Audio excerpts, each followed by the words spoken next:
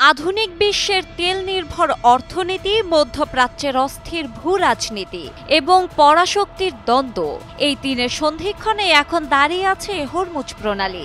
একদিকে যুক্তরাষ্ট্র, অপরদিকে ইরান। দুই দেশের মধ্যে পাল্টাপাল্টি হামলা ও হুমকির জেরে স্নায়ুযুদ্ধের অবস্থা এখন আর গোপন নয়, বরং প্রকাশ্যে ছড়িয়ে পড়েছে আন্তর্জাতিক কূটনীতির টেবিল থেকে রণক্ষেত্র পর্যন্ত। সম্প্রতি যুক্তরাষ্ট্রের এক ভয়ঙ্কর সামরিক অভিযান ইরানের পারমাণবিক স্থাপনাগুলোতে আঘাত হানে। এমন নজিরবিহীন হামলার লক্ষ্য ছিল ইরানের পরমাণু সক্ষমতা সম্পূর্ণভাবে ধ্বংস করা। কিন্তু তেহরান যে কেবল চুপ করে বসে থাকার দেশ নয়, সরাসরি জানিয়ে দিয়েছে তারা নিজেদের রক্ষায় সবকিছু করতে প্রস্তুত। ইরানের রাষ্ট্রীয় সংবাদ মাধ্যম প্রেস টিভি জানায়, দেশটির সংসদ একটি গুরুত্বপূর্ণ প্রস্তাব অনুমোদন করেছে। হরমুজ প্রণালী বন্ধ করে দেওয়া হবে। এমন সিদ্ধান্ত বাস্তবায়িত হলে শুধু মধ্যপ্রাচ্য নয়, কেঁপে উঠবে গোটা বিশ্ব। এই পরিস্থিতিতে মার্কিন পররাষ্ট্রমন্ত্রী মার্কো রুবিও একটি নাটকীয় কূটনৈতিক পদক্ষেপের আহ্বান জানিয়েছে চীনের প্রতি।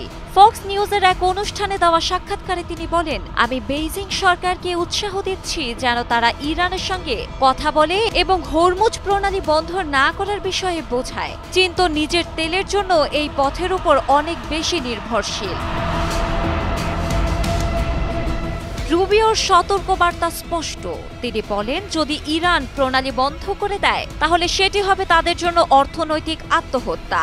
এটি একটি ভয়ঙ্কর ভুল। আমাদের হাতে এর মোকাবেলার জন্য অনেক বিকল্প রয়েছে, কিন্তু বিশ্বের বহু দেশের অর্থনীতি আরও বেশি ক্ষতিগ্রস্ত হবে।